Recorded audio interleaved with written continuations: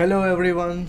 सो O2 IAS academy की HAS22 के D raw series में आपका बहुत बहुत स्वागत है। तो आज हम मिडिएवल हिस्ट्री का मोस्ट इम्पॉर्टेंट क्वेश्चन वाला सेक्शन शुरू करने वाले हैं।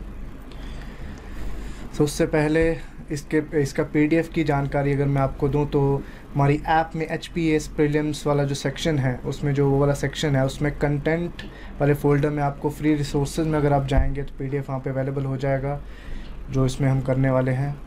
तो बिना टाइम वेस्ट किए let's start with the first question. तो ये पहला जो क्वेश्चन है वो राष्ट्रकूटा डायनेस्टी के बारे में है। सो पहला स्टेटमेंट इसमें है कि जो राष्ट्रकूटास थे वो फ्यूडेटरीज थे बादामी चालुक्यास के। फ्यूडेटरीज मींस ऑफिसर्स या फिर वसाल्स कि राजा बनने से पहले वो चालुक्यास के अंडर कहीं ना कहीं ऑफिसर्स थे जो भी राष्ट्रकूट्स थे, और ये एकदम सही स्टेटमेंट है। राष्ट्रकूट सबसे पावरफुल वेस्टर्न जो राजपूत डायनेस्टीज है उनमें से एक थी और पहले वो चालुक्यास के अंडर ऑफिसर्स थे। बादामी जो सिटी है वो कर्नाटक में आता है, तो ये एक इम्पॉर्टेंट पीस ऑफ इंफॉर्मेशन हो जाती है। सेकंड है अब अमोघवर्ष वन जो कि सबसे फेमस रूलर थे राष्ट्रकूटास के, उन्होंने 64 साल के लिए राज किया है। ये भी एकदम सही स्टेटमेंट है। तो डैट मीन्स इंडिया में जो राजा हैं जिन्होंने सबसे ज़्यादा रूल किया है डैट इज 64 ईयर्स, वो है अमोघवर्ष वन, राष्ट्रकूटा डायनेस्टी के सबसे फेमस राजा। ठीक है, और ये एकदम सही स्टेटमेंट होगी, तो दोनों करेक्ट इसमें हो जाएंगे। C will be its correct answer. Second question की तरफ चलते हैं। ये चोला एम्पायर के रिगार्डिंग क्वेश्चन है। तो पहला स्टेटमेंट है कि जो उर्नत्तम टर्म है कि residential quarters of the land owning farmers को कही जाती है, एकदम सही स्टेटमेंट है। और सेकंड है कन्नी राइट्स, एक जो टर्म आती है वो किससे एसोसिएटेड है, पोजेशन ऑफ लैंड। सो दोनों के दोनों तमिल टर्म्स के रिगार्डिंग एक क्वेश्चन पूछा गया है और ये दोनों की दोनों फिर जो स्टेटमेंट्स है सही हैं, लेकिन हमें यहाँ पे इनकरेक्ट देखना है।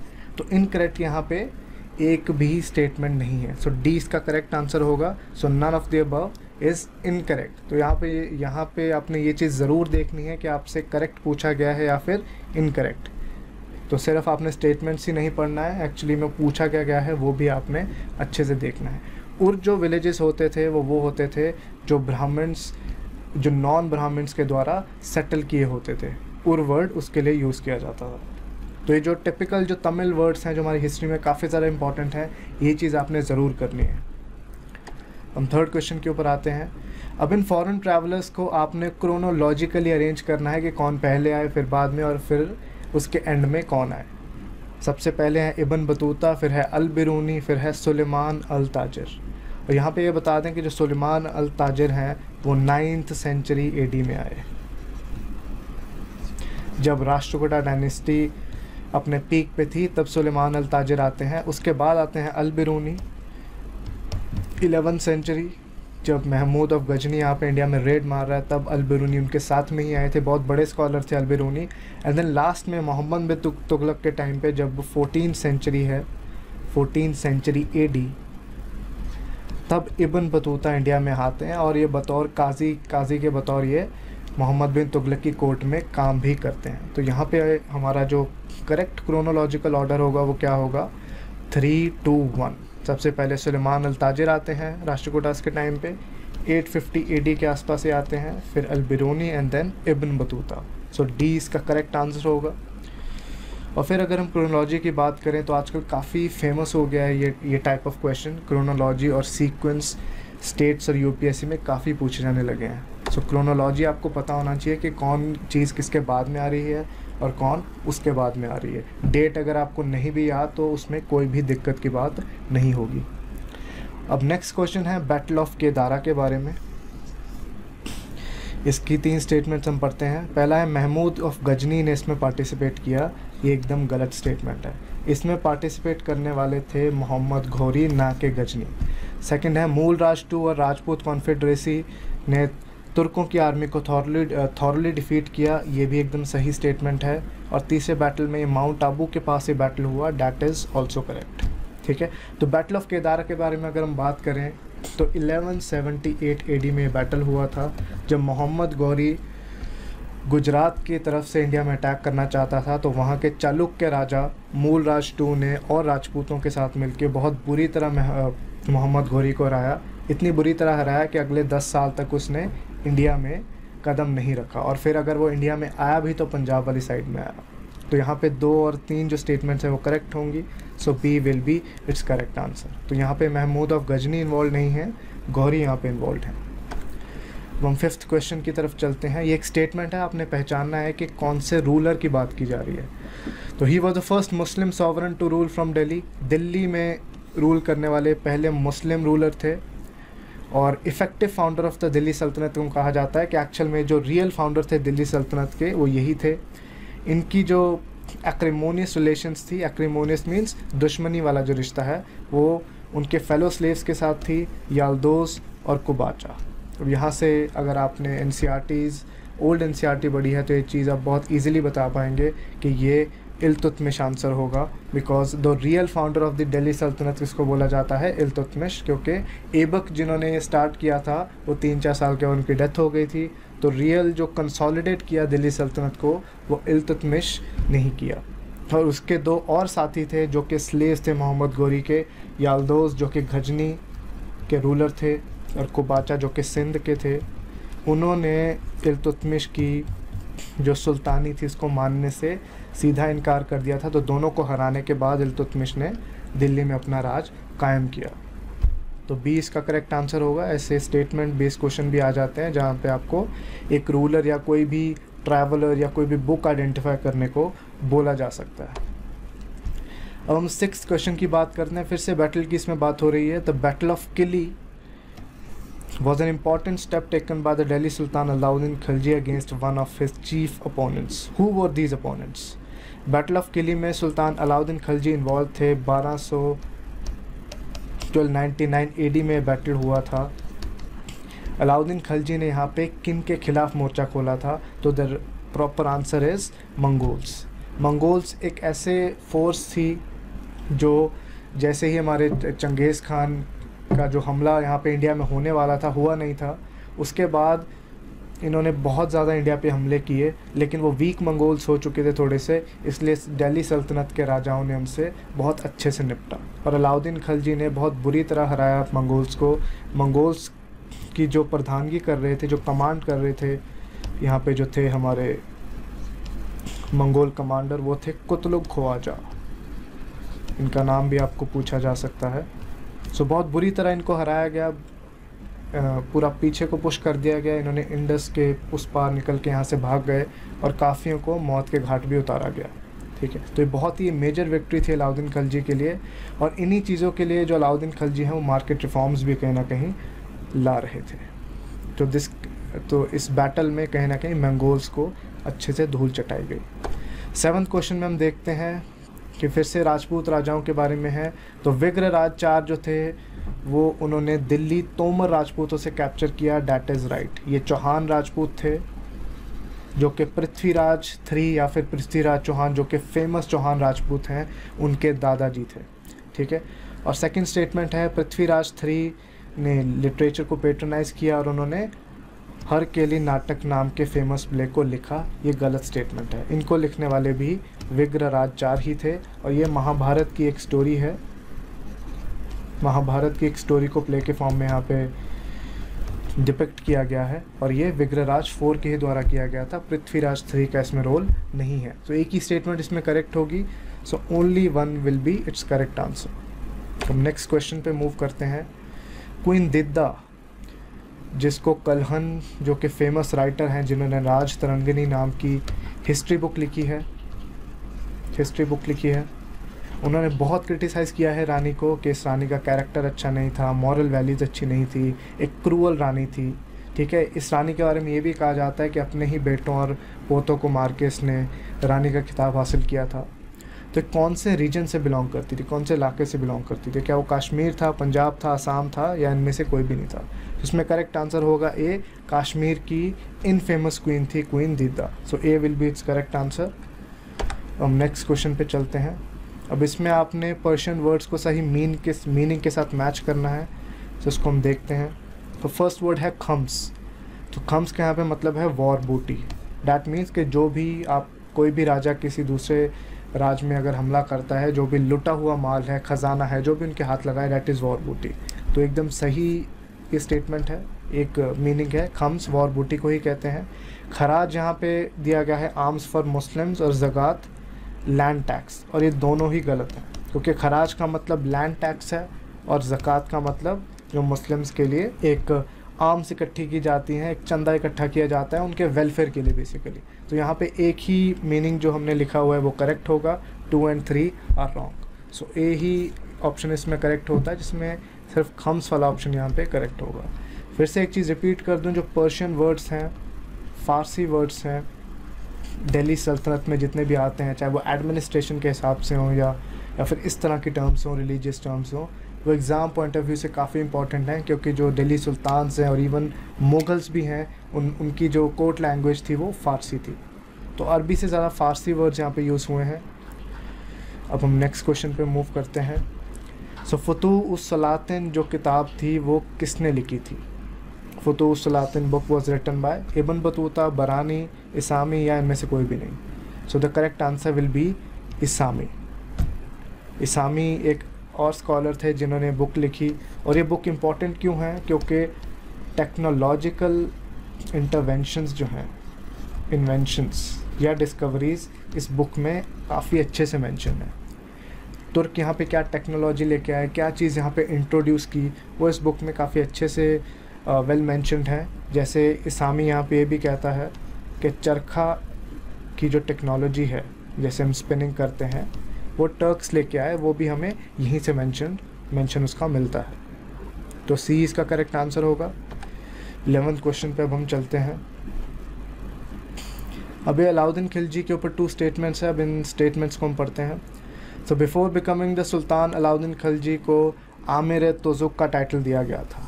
आमिर तुज़ुक का मतलब होता है सेरेमनीज़ का master, ceremonies master. That means के दरबार में किस आमिर को कैसे, किस ऑर्डर में खड़ा होना है, कैसे मैनर्स और एटिकेट्स होने चाहिए, कोई बदतमीज़ी ना करे दरबार में, एक प्रॉपर ऑर्डर बना रहे, उस चीज़ का हेड। और ये काफ़ी क्लोज होता था इंसान जो भी एक ऑफिसर है सुल्तान के, तभी ये पोस्ट मिलती थी। सेकंड है, ये एकदम सही स्टेटमेंट है।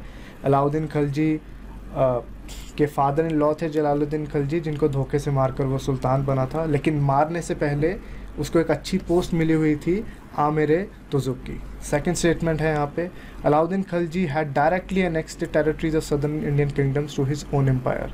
ये एक गलत स्टेटमेंट है क्योंकि मलिक कफूर की कमांड के अंदर, मलिक कफूर जो कि बहुत ही फेमस यहाँ पे कमांडर थे अलाउद्दीन खिलजी के, वो साउथ इंडिया तक पहुँच ज़रूर गए थे, इवन मदुराई तक वो पहुँच गए थे, लेकिन फिर भी डायरेक्टली अनेक्स नहीं किया था। इनडायरेक्टली वहाँ के ऊपर रूल इस्टेब्लिश किया था और वहाँ से सिर्फ ट्रिब्यूट इकट्ठा करते थे या फिर सालाना जो भी उनको पैसा देना होता था वही इकट्ठा करते थे, क्योंकि वो जानता था कि सारा इंडिया वो नहीं मैनेज कर पाएगा।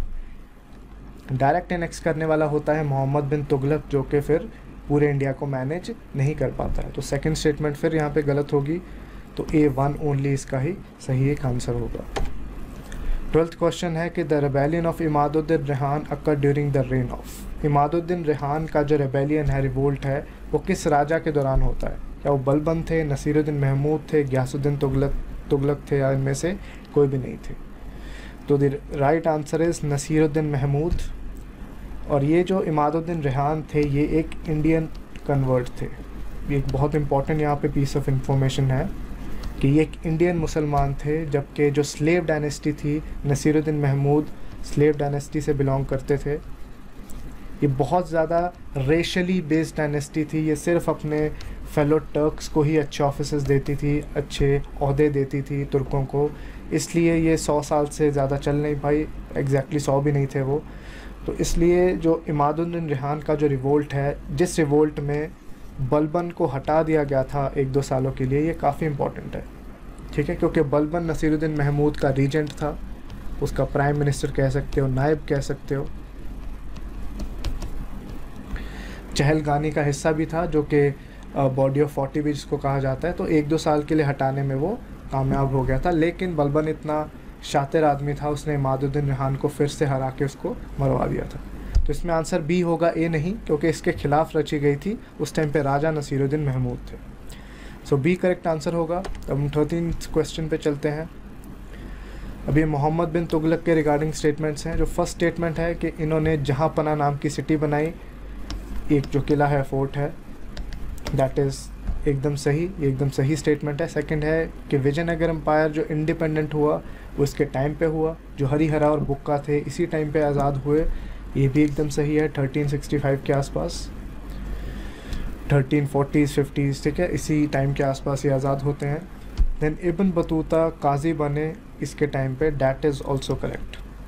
इब्न बतूता जो थे वो 1330s के आसपास इंडिया में ट्रैवल कर रहे थे। मोहम्मद बिन तुगलक उस टाइम पे राजा थे, और शुरुआत में इब्न बतूता का इनके साथ जो एक रिलेशन होता है वो काफ़ी कॉर्डियल होता है, इतना होता है कि काजी बना दिए जाते हैं उनको दिल्ली के, जबकि इब्न बतूता एक्चुअल में अल्जीरिया से बिलोंग करते थे, बहुत ही दूर से आए थे, एक अरब कंट्री से। लेकिन बाद में कुछ कारणों की वजह से इनकी लड़ाई भी हो जाती है, जिसकी वजह से काजी की पोस्ट से इनको बर्खास्त करके इनको चाइना रवाना कर दिया जाता है कि अब यहाँ से आप जाओ। तो इसमें सारी की सारी स्टेटमेंट्स करेक्ट होंगी एंड डी इसमें करेक्ट ऑप्शन हो जाएगा। अब नेक्स्ट क्वेश्चन हम देखते हैं। अब ये दिल्ली सल्तनत की एडमिनिस्ट्रेशन के रिगार्डिंग क्वेश्चंस हैं। Consider the following statements. जो दीवान आमिर कोही एक एग्रीकल्चरल डेवलपमेंट डिपार्टमेंट बनाया था बलबन ने, ठीक है। और सेकंड स्टेटमेंट है दीवान बंदगानी किसने बनाया था, वेलफेयर ऑफ स्लेव्स के लिए फिरोज शाह तुगलक ने। तो पहला स्टेटमेंट है ये गलत है, क्योंकि दीवान आमिर कोही बनाया था मोहम्मद बिन तुगलक ने, क्योंकि मोहम्मद बिन तुगलक के टाइम पे बहुत ही सीवियर एक भूखमरी आती है, फेमीन आती है, तो लोग इतने परेशान हो जाते हैं क्योंकि इसने टैक्सेशन बहुत ज़्यादा बढ़ा दिया था, ऑलमोस्ट 50% उससे भी ज़्यादा टैक्स कर दिया था। तो उसकी वजह से क्या हुआ था, लोगों ने गांव छोड़कर भागना शुरू कर दिया था। तो लोगों को वहीं पे वापस रखने के लिए और खेती इंप्रूव करने के लिए इसने एग्रीकल्चर डिपार्टमेंट बनाया, जिसकी वजह से इसने लोगों को हेल्प भी देनी शुरू करी, लेकिन उससे बहुत सारा कोई फ़ायदा नहीं हुआ। बलबन के टाइम पे मिलिट्री डिपार्टमेंट बनाया जाता है, जिसको दीवान ए अर्ज़ भी बोला जाता है। तो that is a different thing. तो पहला स्टेटमेंट गलत होगा। दीवान बंदगानी थी वो स्लेव्स के वेलफेयर के लिए डिपार्टमेंट बनाया गया, ये फिरोज शाह तुगलक ने ही बनाया। तो सेकंड स्टेटमेंट इसमें करेक्ट होगी और B will be its correct answer. Diwan Bandagani Firoz Shah Tughlaq से आप अदरवाइज़ भी जोड़ के देख सकते हैं, क्योंकि फिरोज शाह तुगलक को स्लेव्स का काफ़ी शौक़ था, वो काफ़ी स्लेव्स ख़रीदता था और उनसे काफ़ी एक्टिविटीज़ करवाता था, उनसे काफ़ी कंस्ट्रक्शन या बाकी चीज़ों में उनको यूज़ करता था। अब नेक्स्ट क्वेश्चन की तरफ बढ़ते हैं, 15th क्वेश्चन, कि जो वर्ड खूत है इसका क्या मतलब है। अगेन ये एक फ़ारसी टर्म आ जाती है, जैसे मैंने पहली बात की कि टर्म्स हिस्ट्री में बहुत ज़्यादा मायने रखती हैं, सिर्फ टर्म्स के भी ऊपर सवाल आ जाते हैं। तो क्या ये एक टैक्स है जो दिल्ली सुल्तान्स ने मवेशियों की ट्रेडिंग के ऊपर लगाया हुआ था, या फिर ये स्मॉल लैंडलॉर्ड्स थे विलेज लेवल पे, या फिर नॉन मुस्लिम ट्रेडर्स के ऊपर ये एक टैक्स था। तो इसका राइट आंसर है बी, कि गांव के छोटे मोटे जो लैंडलॉर्ड्स होते थे, स्पेशली विलेज लेवल के, उनको खूत्स बोला जाता था।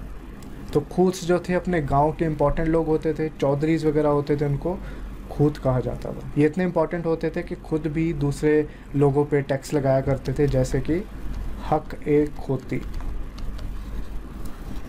तो एक गांव के एरिस्टोक्रेट्स थे, गांव के इंपॉर्टेंट लोग थे। आप दो वर्ड को एक साथ पढ़ोगे, खूत और मुकादम। मुकादम जो होते थे वो सरपंच टाइप होते थे, गांव के हेड।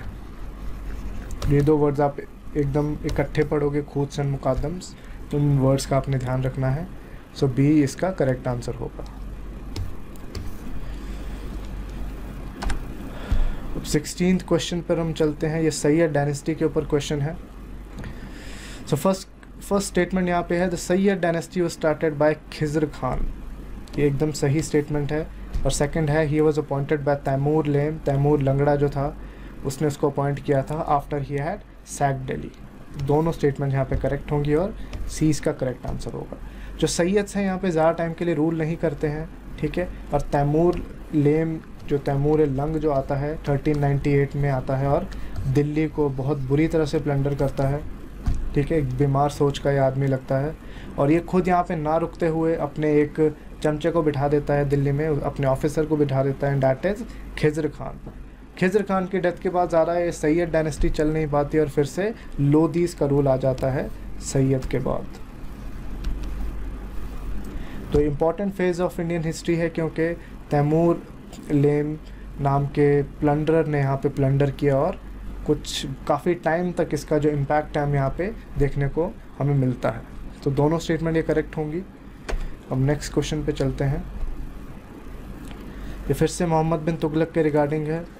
सो फर्स्ट स्टेटमेंट है, Mohammad bin Tughlaq experimented with the token currency for the first time in the world. कि पहली बार जो मोहम्मद बिन तुगलक ने यहाँ पे कॉपर करेंसी चलाई, सिल्वर गोल्ड की जगह कॉपर करेंसी इसने चलाई, वो दुनिया में ऐसा पहला एक्सपेरिमेंट था। क्या ये सच है? नहीं, this is wrong. Paper currency का जो एक्सपेरिमेंट है वो वर्ल्ड में ऑलरेडी हो चुका था चाइना वाली साइड में। वहाँ पे मंगोल रूलर थे कुबलई खान, वो ऑलरेडी एक्सपेरिमेंट कर चुके थे इसके बाद, और वो एक्सपेरिमेंट काफ़ी सक्सेसफुल था अगर हम देखें। तो पहला स्टेटमेंट यहाँ गलत हो जाता है। सेकंड है कि ईरानियन नोबल्स जो कि मोहम्मद बिन तुगलक के कोर्ट में थे हमेशा मोटिवेट करते थे कि वो खुरासान वाले इलाके को कब्ज़े में कर ले, जिसको बाद में अबैंडन कर दिया जाता है, विच वॉज लेटर अबैंडन। यहाँ पे थोड़ी करेक्शन आप कर लीजिए, ठीक है। तो खुरासान ईस्टर्न ईरान वाले इलाके को कहते हैं, और ये जो स्टेटमेंट है एकदम सही है। मोहम्मद बिन तुगलक की जो हम बात करें, बहुत इंटेलिजेंट राजा था, काफ़ी पढ़ा लिखा राजा था, लेकिन एट द सेम टाइम काफ़ी इम्पेचुअस था, बहुत जल्दबाजी में डिसीजन लेता था, बहुत गुस्से में भी डिसीजन ले लेता था, और चापलूसी से थोड़ा इन्फ्लुएंस हो जाता था। काफ़ी ईरान के लोग इंडिया में नौकरी लेने आते थे क्योंकि इंडिया में काफ़ी पैसा था, सोने की चिड़िया इंडिया को कहते थे। तो ईरान के उस इलाके में डिस्टर्बेंस भी थी थोड़ी, तो ईरानियन उनको काफ़ी मक्खन लगाया करते थे मोहम्मद बिन तुगलक को कि आप वहाँ पे जाके कब्ज़ा करें, और इसी से प्रभावित होते मोहम्मद बिन तुगलक एक्सपेरिमेंट भी करते हैं, बहुत बड़ी आर्मी खड़ी करते हैं, लेकिन बाद में उसको अबैंडन कर देते हैं। तो दूसरा स्टेटमेंट एकदम सही होगा, so B will be its correct answer. अब 18th क्वेश्चन को देखते हैं, चित्तौड़गढ़ फोर्ट के ऊपर है। इनकरेक्ट स्टेटमेंट्स आपने इसमें बतानी है। So Chittorgarh fort was the capital of Mewar kingdom, ये एकदम सही स्टेटमेंट है। और दूसरा है it is the UNESCO world heritage site, ये भी एकदम सही है। जो चित्तौड़गढ़ फोर्ट की अगर हम बात करें, इंडिया के one of the largest forts में से एक आता है।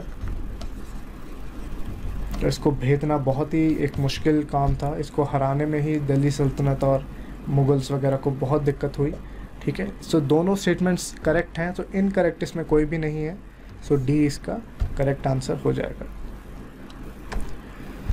19th क्वेश्चन हम देखते हैं कि इनमें से कौन सी डायनेस्टीज़ ने फेमस बैटल ऑफ राजस्थान में पार्टिसिपेट किया, जो कि 738 AD में होता है। बैटल ऑफ राजस्थान एक ऐसा बैटल था, एक ऐसी लड़ाई थी जिसमें इंडियन राजाओं ने अरब्स को खदेड़ दिया था, अरब्स को बहुत बुरी तरह डिफीट किया था। ये एक बहुत ही इम्पॉर्टेंट बैटल था क्योंकि अरब्स मोहम्मद बिन कासिम के बाद इंडिया में सक्सेसफुल नहीं हो पाए। इंडिया में सक्सेसफुल होने वाले जो थे वो टर्क्स थे, अरब्स नहीं थे। ये फ़र्क आपने ज़रूर अंडरस्टैंड करना है। तो अब इसमें देखते हैं कि किन्होंने यहाँ पे पार्टिसिपेट किया या नहीं किया। गढ़वालाज ने किया, क्या गुर्जर प्रतिहाराज ने किया, गोहिल राजपूतों ने किया, या फिर राष्ट्रकूटास ने किया। यहाँ पे गढ़वालाज को छोड़ के सारे राजाओं ने पार्टिसिपेट किया। वेस्टर्न इंडिया में जो राजा थे वो थे गुर्जर प्रतिहाराज, जो कि अगेन राजपूत राजा थे। राष्ट्रकूटास भी राजपूत थे और गोहिलास राजपूत थे ही थे। तो एक राजपूत अलायंस थी जिन्होंने अरब्स को बुरी तरह हराया, ठीक है। और गुर्जर प्रतिहारा नाग भट्ट वन के अंडर ये लड़ाई लड़ी जाती है, जिसमें अरब्स को बहुत बुरी हार मिलती है, ठीक है। तो यहाँ पे इंडियंस यूनिटी दिखाते हुए फॉरेन इन्वेडर्स को खदेड़ देते हैं। और फॉरेनर्स को इंडियन बुक्स में अगर देखा जाए तो मलेच्छास बोला जाता है। मलेच्छ होते हैं, फॉरेनर्स को भी बोलते हैं, और अनक्लीन लोग, ठीक है। तो इसमें करेक्ट आंसर होगा 2, 3 और 4, that will be the B option. काफ़ी इंपॉर्टेंट बैटल है, इस चीज़ को आप ज़रूर यहाँ पे नोटिस करें। और लास्ट क्वेश्चन आज के सेशन का है हमारा ज़ियाउद्दीन बरानी के ऊपर।